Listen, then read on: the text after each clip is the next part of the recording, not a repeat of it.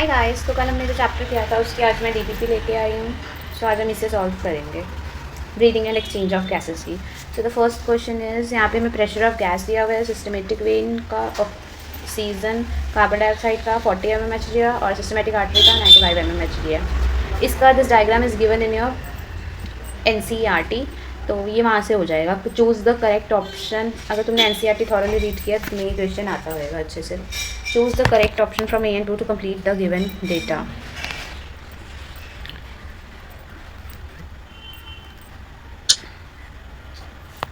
Okay, so इन्होंने बोला कि 40 mmHg है ऑक्सीजन का, तो कार्बन डाइऑक्साइड का कितना होगा? 45 mmHg था। हमने 40-45 करके किया था और 95 और 40 करके किया था, तो यहाँ पे आएगा 45 और यहाँ पे आएगा 40। तो ऑप्शन कौन सी मैचिंग है? A option. Second is, two friends are eating together on a dining table, one of them suddenly start coughing while swallowing the food. This cough would have been due to improper movement of. तो ये कफ किस कारण हुआ, इन्होंने ये पूछा है। उसने कफिंग स्टार्ट कर दी खाना खाते टाइम, मतलब हम उसका खाना या तो विंड पाइप में जाने लगा हुआ, एपिग्लॉटिस की इम्प्रॉपर फंक्शनिंग के कारण उसका जो खाना है वो अटका, जिसके कारण उसे कफिंग स्टार्ट हुई। Consider the characteristic of respiratory control centre in humans. Consider the characteristics, कौन से इसके करेक्टरिस्टिक्स हैं? और it is located in pons, it moderates the function of respiratory rhythm centre, its absence result in increase in depth of respiration, the respiratory control centre is. इसमें से respiratory control centre कौन सा है? ABCD। हमें इसकी functioning इन्होंने बताई हुई है, अब इसमें से बताना है ये वाली सारी फंक्शनिंग जो है इन चारों में से किसकी है।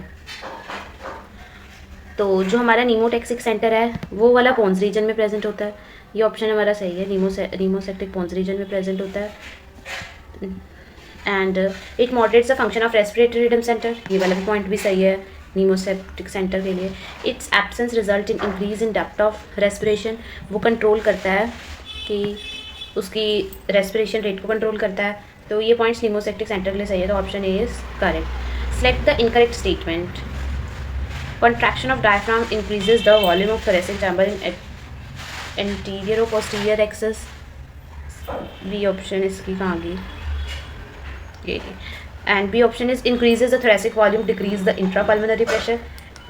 Expiratory capacity equal to sum of the tidal volume and expiratory reserve volume. Spirometer used to measure the blood pressure. इन्होंने बोला select the incorrect statement. Spirometer use होता है blood pressure को measure करने के लिए, ये ऑप्शन गलत है, मतलब हमारा सीधा ये वाला आंसर आ गया इसका।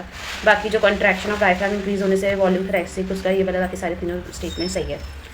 अब हमें करना है मैच द फॉलोइंग। जो अर्थवॉर्म है वो हमें पता है मॉइस्ट स्किन से करते हैं अपनी, ये आ गए यहाँ पे।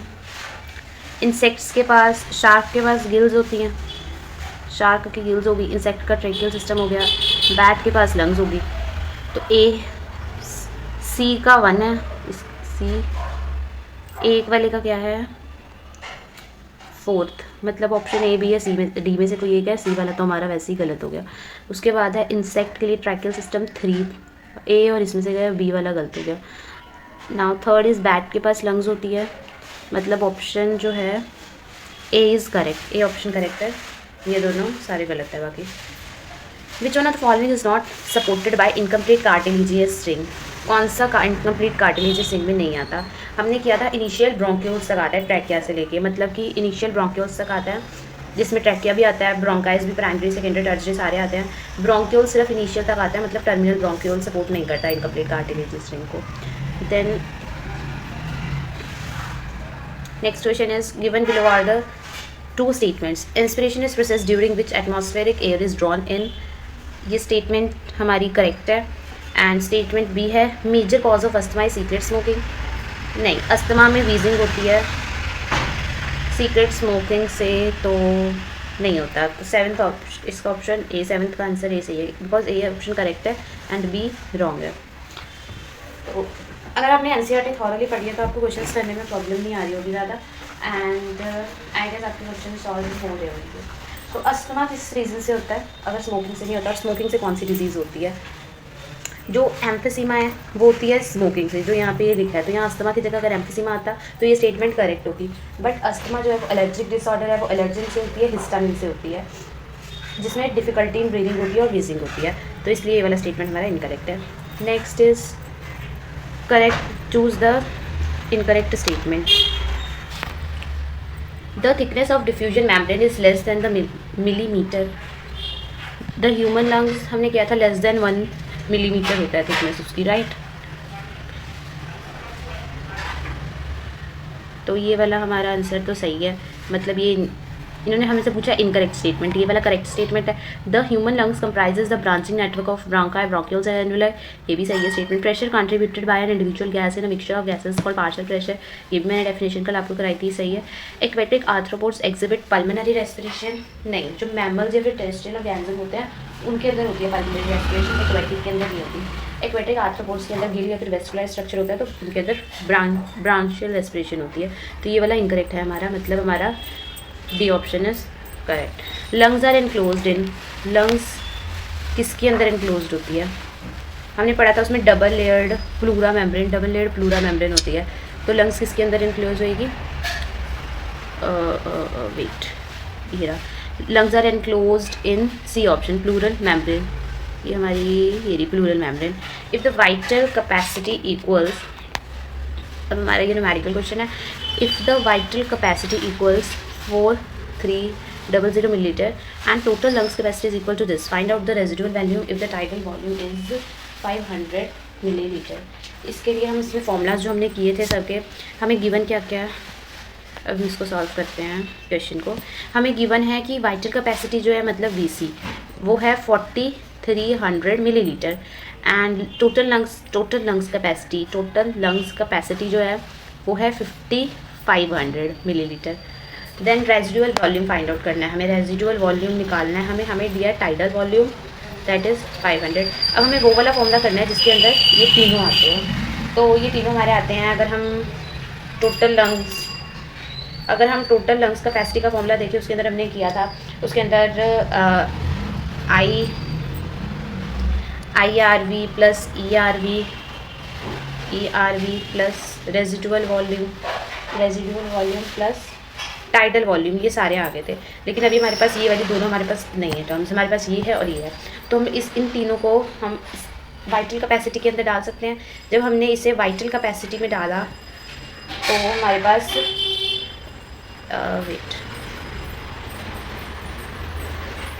यहाँ पे हमारा रेजिडुअल वॉल्यूम आ गया और यहाँ पे हमारा टाइडल वॉल्यूम आ गया, हमारा हो गया फॉर्मूला। तो इसके अंदर हमने ये वाला सारा जो हो गया टाइडल वॉल्यूम और ये वाले तीनों, इसको हमने वाइटल कैपेसिटी में डाला, तो अब हमारा जो फॉर्मूला बन के आया वो क्या फॉर्मूला बन के आया है, इसको इरेज कर देते हैं। हाँ, तो अब हमारा जो फॉर्मूला बन के आया वो आया total lungs capacity is equals to vital capacity plus residual volume.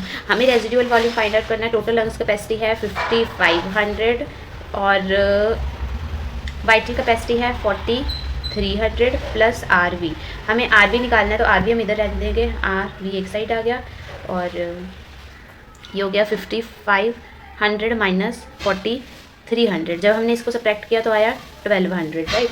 तो हमारा आंसर क्या आ गया, 1200 मिलीलीटर हमारी जो रेजिडुअल कैपेसिटी आई। तो इसके अंदर फॉर्मूला एक लगेगा बस, बाकी सारा अपने आप सॉल्व आउट हो जाएगा। जो गिवन है वो हमें पहले पुट करते जाना है, लिखते जाना है, उसके बाद हमें इसके फॉर्मूलेज जो मैंने कल सारे कराए थे वो पहले लर्न रखने हैं और वो इजीली आपका सॉल्व हो जाएगा क्वेश्चन। तो ऑप्शन इसका कौन सा हमारे 1200 आया, ये ऑप्शन करेक्ट है। मैं इसका फॉर्मूला यहाँ पे लिख देती हूँ कैसे आया ये, जो यहाँ पे लिख देती हूँ। टोटल लंग्स कैपेसिटी जो है उस is equals to vital capacity plus residual volume, और ये था 5500 millilitre is equals to 4300 plus residual volume. तो हमारा जो रेजिडुअल वॉल्यूम है वो आया 1200 मिलीलीटर्स। ये आ गया हमारा answer. Sorry. Next question is approximately 70% of carbon dioxide is transported in blood as, हमने किया था ना, एक होता है 20 से 25% ट्रांसपोर्टेशन, दूसरा होता है जो करता है 7% और एक होता है 70%। कार्बन डाइऑक्साइड तीनों से ट्रांसपोर्ट होता है। तो डिजॉल्व फॉर्म ऑफ प्लाज्मा में 7% होता है और RBC के साथ 23% जो हमने एवरेज निकाला था, और बाइकार्बोनेट्स के साथ 70% एज अ बाइकार्बोनेट आयन। तो हमारा ऑप्शन ए वाला ठीक है। Then refers to diagram given below, label A to D, label करना है, लेबलिंग A to D। ये हमारा NCERT का डायग्राम है, नीट पॉइंट ऑफ व्यू से भी ये बहुत इंपॉर्टेंट है। NCERT का डायग्राम है, NCERT में ऐसे डायरेक्ट क्वेश्चन पूछे जाते हैं। तो विच of the following is a correct identification and functions of A to D, इसमें से कौन से वाला करेक्ट आइडेंटिफाई भी किया हुआ है और उसका फंक्शन भी सही दिया हुआ है, वो पता करना है। ए हमारा एल्वियोलर कैविटी बताया, A option is alveolar cavity, और बी बताया red blood cell transport of CO2 mainly. इसको NCERT के डायग्राम से करेंगे तो इजीली सॉल्व हो जाएगा, बिकॉज ये हमारा NCERT का as it is diagram NCERT के अंदर है। सारे ऑप्शंस को एक बार अच्छे से पढ़ लेंगे, उसके बाद हम इसकी लेबलिंग करेंगे। तो first one is A is alveolar, alveolar cavity main site of exchange of respiratory gases, B is red blood cell transport of CO2 family. इसमें से कोई एक करेक्ट इसकी आइडेंटिफिकेशन होगी, साथ में उसका फंक्शन भी। तो ए हमारा एल्वियोलर कैविटी है, ये तो सही है। बी हमारा रेड ब्लड सेल है, हाँ ये बने हुए हैं छोटे छोटे रेड ब्लड सेल्स, ये भी सही है। सी हमारा आर्ट्रियल कैपिलरी है, सी ऑप्शन कहाँ है हमारी, ये हमारी है, ये हमारी आर्ट्रियल कैविटी है। और डी हमारी है कैपिलरी वॉल एक्सचेंज, ये हमारा बेसमेंट सब्सटेंस है वैसे। तो मेन साइट ऑफ एक्सचेंज एल्वियोला है, तो मेन साइट ऑफ एक्सचेंज ही इसका करेक्ट स्टेटमेंट है, main site of exchange of respiratory gases. I think first option होगा करेक्ट, क्योंकि हाँ एल्वियोलर कैविटी भी, और एल्वियोला का काम क्या होता है, main site of exchange of gases, तो A option is correct. RBC transport of CO2 mainly नहीं करती, ऑक्सीजन का ट्रांसपोर्ट करती भी है। आर्ट्रियल कैविटी सी ऑप्शन, ये तो वही गलत है, आइडेंटिफिकेशन ही गलत है, ये भी आइडेंटिफिकेशन ही गलत है, हमारा A option is correct. Next question पे आते हैं। तो नेक्स्ट क्वेश्चन है given below are the two statements RBC containing very high concentration of enzyme carbonic anhydrase, हाँ ये भी ट्रू ऑप्शन है। RBC के अंदर कार्बोनिक एनहाइड्रेज एंजाइम होता है, उसकी कंसंट्रेशन ज़्यादा होती है एंजाइम की। And in inspiration there is a negative pressure gradient, हाँ नेगेटिव प्रेशर ग्रेडियंट होता है in the lungs with respect to atmospheric pressure, ताकि अंदर का प्रेशर जब कम होगा तो बाहर का प्रेशर ज़्यादा होगा, तो जो पार्शियल प्रेशर है it moves from higher concentration to the lower concentration, ये ऑप्शन भी ट्रू है। तो both are the correct statement. First option है statement 1 is correct, 2 is incorrect, wrong, ये भी गलत है, ये भी बोथ आर करेक्ट स्टेटमेंट, ये वाला हमारा करेक्ट आंसर है, ये करेक्ट ऑप्शन है हमारा। Next is what is the partial pressure of carbon dioxide in atmospheric air, air में हमारा 0.3 mmHg ऑफ पार्शियल प्रेशर होता है। तो सबसे पहले हमने किया था ना, बाहर 0.3 होता है, फिर अंदर जाते जाते वो फिर 90-95 ऐसे होता है, 0.3 आता है, फिर 40 होता है एल्वियोलाई के अंदर, फिर ब्लड के अंदर आके 45 हो जाता है, डीऑक्सीजनेटेड ब्लड में, ऑक्सीजनेटेड में फिर 40 हो जाता है, टिश्यूज में 45 हो जाता है। हमने 40-45 का किया था कल, जो सारा चैप्टर में हमने पढ़ा था। Next question is which of the following is incorrect with respect to transport of oxygen condition found in tissues, tissues के अंदर किया। अब टिश्यूज़ के अंदर हाई PCO2 होता है, करेक्ट है, ये भी हमने कल पूरा shift left shift right shift किया था टिश्यू और एल्वियोलाई के अंदर। लो PO2 ऑक्सीजन की पार्शियल प्रेशर कम होता है, ये भी ठीक है, और PCO2 के साथ हमारा टेम्परेचर और हाइड्रोजन आयन हाई होता जाएगा, उसके चमचे जो है, इसलिए वो भी सही है।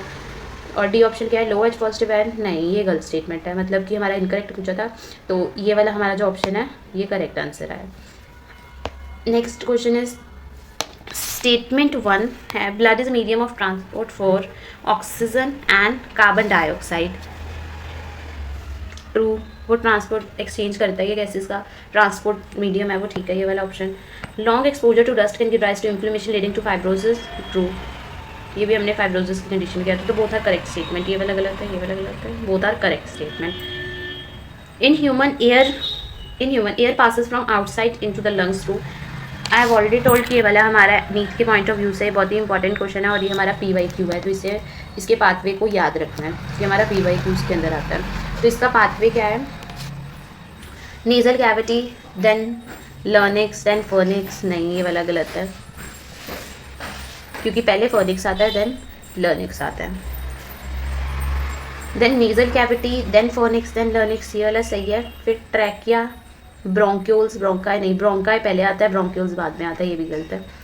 नेजल कैविटी, देन लर्निक्स, ये वाला भी गलत है, पहले फर्निक्स आता है। Nasal cavity, pharynx, larynx, trachea, bronchi, bronchioles, alveoli, ये वाला करेक्ट स्टेटमेंट है, ये वाला स्टेटमेंट हमारा सबसे करेक्ट है, ये आंसर करेक्ट है।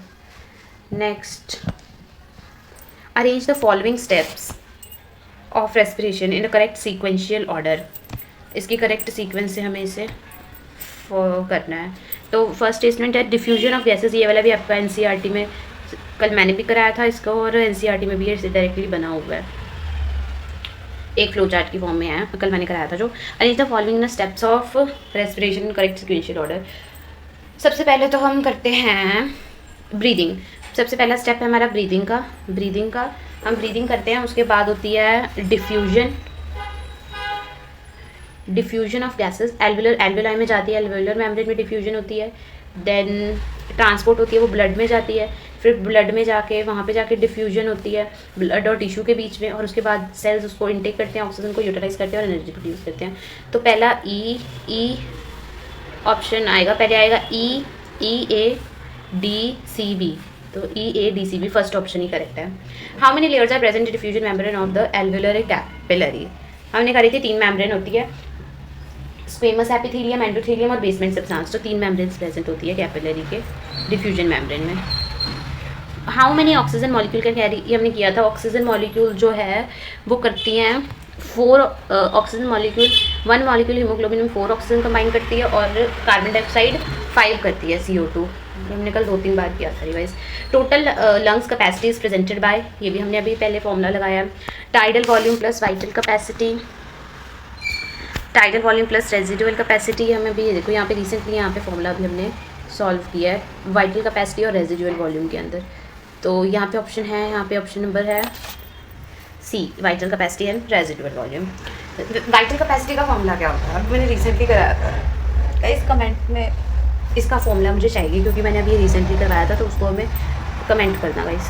Factor affecting the rate of diffusion are, pressure gradient किया था हमने, ये क्वेश्चन भी मैंने करवाया है, कल ही पढ़ाया। Factor affecting diffusion, pressure gradient है, सॉल्युबिलिटी है, थिकनेस ऑफ मेम्ब्रेन, मतलब option D is correct, option D is correct. Okay, then अगला क्वेश्चन मैच द फॉलोइंग है। इसके अंदर वो सारी न्यूमेरिकल्स टाइप, मतलब जो कितने मिलीलीटर गैसेस कंडक्ट करता है। टाइडल वॉल्यूम जो होता है हमारा, सबसे पहले आता है टाइडल वॉल्यूम। टाइडल वॉल्यूम करता है 500 millilitre of the gas conduct, pencil कहाँ गई, ये करता है 500 मिलीलीटर, मतलब ये हो गया ए ऑप्शन, ए का 3। Then B inspiratory reserve volume करता है 2500 से, तो इसका आ गया ये वाला, ये हो गया बी ऑप्शन। सी है हमारा एक्सपिरेटरी रिजर्व वॉल्यूम, वो करता है 1000 to 100। ये वाले सीक्वेंशियल फॉर्म में है, ये हमारे सबसे पहले किया था, ये दूसरे पे किया था, ये तीसरे पे किया था, ये चौथे पे किया था, तो उसी सीक्वेंस में दिया है इन चारों की वॉल्यूम्स भी। ये हो गया सी ऑप्शन, और रेजिडुअल कैपेसिटी करता है, ये हो गया डी ऑप्शन। तो इसको याद रखना हमेशा, जो टाइडल वॉल्यूम है 500 मिलीलीटर, इंस्पिरेटरी रिजर्व वॉल्यूम 250 से 500 से 3000, एंड एक्सपिरेटरी रिजर्व वॉल्यूम 1000 से 1100 मिलीलीटर, रेजिडुअल वॉल्यूम 1100 से 1200 मिलीलीटर।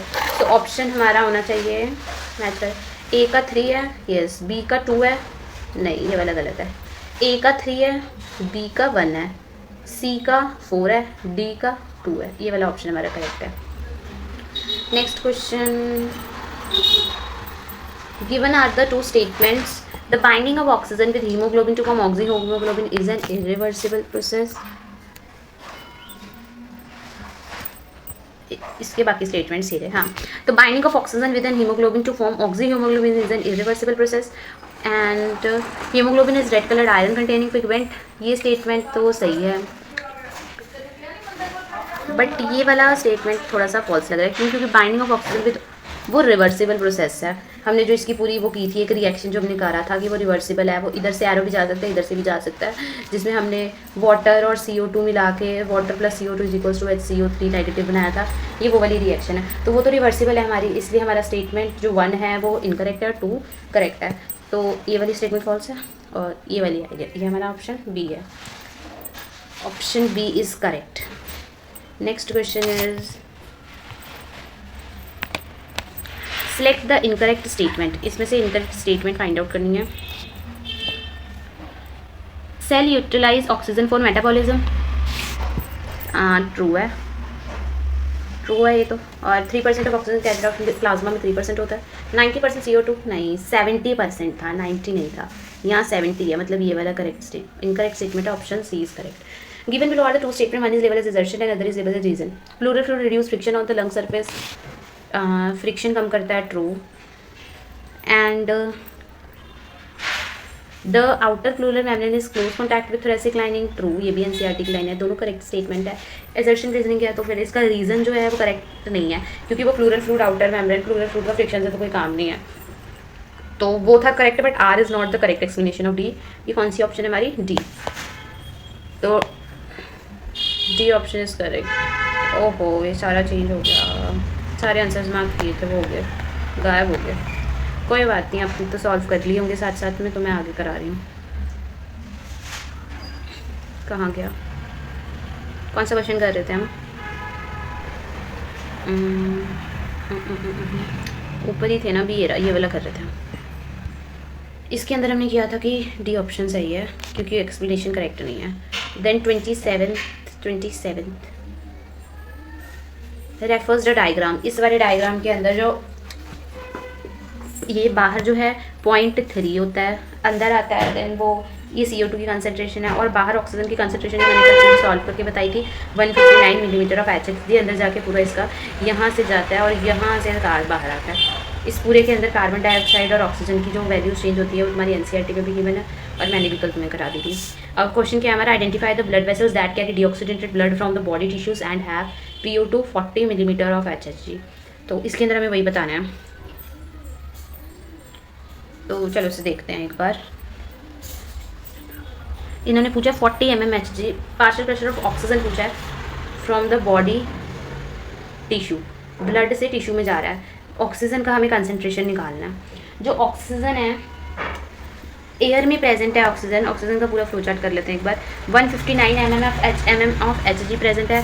सेकंड आता है फिर वो एयर से यहाँ पे जो ऑक्सीजन प्रेजेंट है PO2, ये PO2 है. यहाँ पे प्रेजेंट है 104 mm ऑफ Hg. उसने पूछा 40 mmHg कहाँ पे प्रेजेंट होएगा, ब्लड से टिश्यू में जाएगा. तो इसमें से हमें 1, 2 और 3, 4 पार्ट्स में से लेवल करना है. देन वो यहाँ पे एल्वेलाई के अंदर तो नहीं है. उसके बाद वो सिस्टमेटिक आर्टरीज के अंदर पार्शियल प्रेशर ऑफ ऑक्सीजन होता है 95, एंड देन सिस्टमेटिक वेन्स के अंदर जो होता है पार्शियल प्रेशर ऑफ ऑक्सीजन वो होता है 40 mm ऑफ Hg. यानी कि सिस्टमेटिक वेन्स कौन सी है, ये वाली हमारी सिस्टमेटिक वेन्स हैं, ये वाली. तो इसके अंदर होगा, मतलब सेकंड पार्ट, यहाँ पे सेकंड ये वाला, मतलब C option is correct. C option is correct. Then 28th question, we can increase the strength of inspiration and expiration with the help of additional muscles which are present in the. हमने एक तो normal inspiration expression होता है, इसके अलावा हम कुछ forceful inspire expire कर पाते हैं, जो हमने टर्म्स की थी. वो कौन सी मसल्स, एडिशनल मसल्स कौन सी होती है, वो कहाँ पे प्रेजेंट होती है, इन्होंने ये पूछा है. तो वो प्रेजेंट होती है हमारी एब्डोमेन के अंदर, एब्डोमिनल मसल्स एब्डोमेन के अंदर प्रेजेंट होती है. Refer the following diagram given below, which one is the correct identification of X and Y. X है RBC से लंग्स में जा रहा है CO2, तो एक्स क्या हुआ और यहाँ पे वाई क्या हुआ. X is formation of haemoglobin and dissociation of कार्बामाइनो.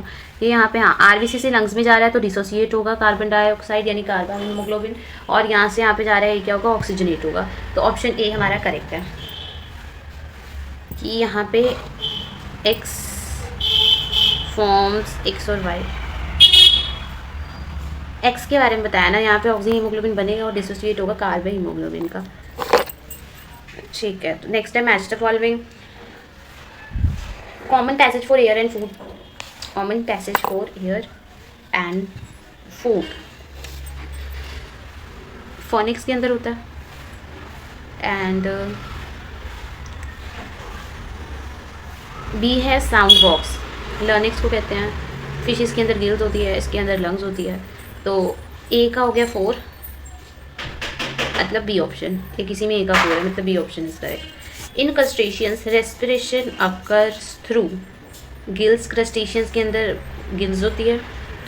Trachea is a straight tube extending up to the mid thoracic cavity which divide that level 5th thoracic vertebra, ये हमने कल किया था. देन ऑक्सीजन, ये मैंने कहा था नीट का PYQ है, तो इसे इम्पॉर्टेंट है, इसे मैं ग्रीन से इम्पॉर्टेंट मार्क कर देती हूँ. ये इम्पॉर्टेंट क्वेश्चन है, इम्पॉर्टेंट, रिमेंबर ये PYQ है. Then next question, oxygen distribution curve shifts toward right due to, ये भी हमने कल किया था, low PO2 low partial pressure of oxygen के कारण वो राइट को शिफ्ट करता है। जब high partial pressure of oxygen है तब वो लेफ्ट में शिफ्ट करता है, तो कार्बन डाइऑक्साइड का पार्शियल प्रेशर कम हो जाता है, मतलब लो टेम्परेचर और pH भी लो हो जाता है। तो ये सारी इनकरेक्ट स्टेटमेंट है और ये वाला A option is correct. Then read the following statement from 1 to 5। Alveoli are composed of thin squamous epithelium where second है द लंग्स आर सिचुएटेड, ये ऑप्शन सही है। Lungs are situated in thoracic chamber, ये भी सही है। Platform are exchange oxygen carbon dioxide with simple diffusion, yes, क्योंकि वो सबसे लोअर इन्वर्टिब्रेट्स होते हैं तो उनके अंदर कोई सिस्टम प्रेजेंट नहीं होता, तो वो सिंपल डिफ्यूजन के थ्रू कर लेते हैं, कोई स्पेशलाइज स्ट्रक्चर प्रेजेंट नहीं होता। Exchange of gases occur between blood and tissue, yes. Solubility of oxygen ये 20-25 टाइम हायर होता है देन द कार्बन डाइऑक्साइड, ये भी करेक्ट है। मतलब हमारे फर्स्ट सेकंड थर्ड फोर्थ सारे स्टेटमेंट करेक्ट है। Option D is correct. Then thoracic chamber is form dorsally by, dorsally वो होता है वर्टिब्रल कॉलम से, वेंट्रली होता है स्टर्नम से, डाउनवर्ड से होता है वो रिब्स से, लेटरली होता है रिब्स से और डाउनवर्ड होता है डायफ्राम से। मतलब स्टर्नम से कैसे होता है डॉर्सली,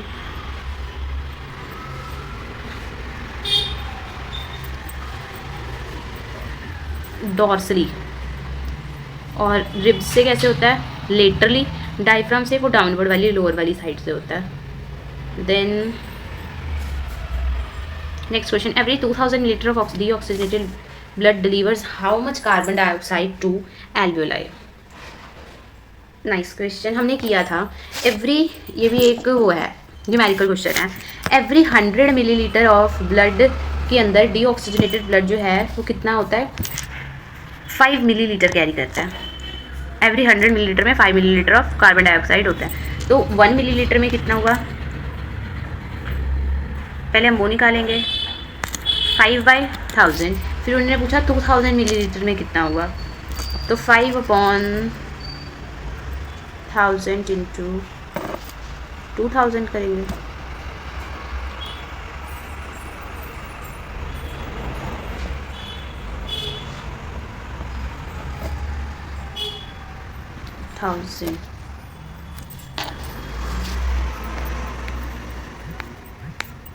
नीचे तो हमारा 100 है ना, ऐसे है 5 इंटू 2000 अपॉन 100, तो 2 zeros तो कट गई, ये तो हमारा फिर से 100 आ गया।